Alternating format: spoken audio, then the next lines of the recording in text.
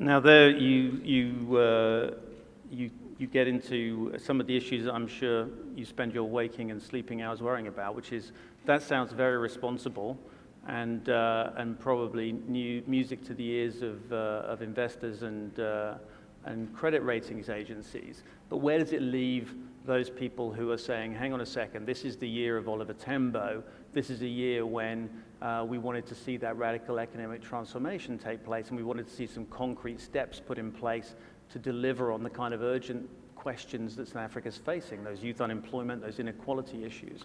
How do you do that? And I know you're the finance minister and not a magician, but how do you balance those two things out?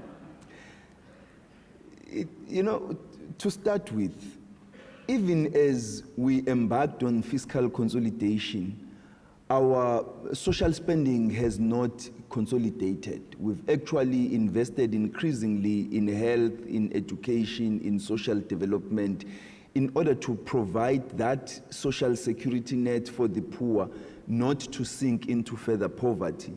We've continued to provide a social wage in terms of free basic education for the poorest in the country. We've provided increasing funding for university students in the form of the National Student Financial Aid Scheme. So we have continued to provide, to increase our social spending. And our infrastructure investments have not stopped. Against a constraining economy from 2008, we continue to invest in social and economic infrastructure. Even right now, we have about R1 trillion investment outlook for infrastructure rollout over the next 3 years, which is quite commendable. It's going to create jobs, it builds confidence in the economy, and if we implement localization programs, there's a whole range of benefits and other positive externalities that would arise from those investments.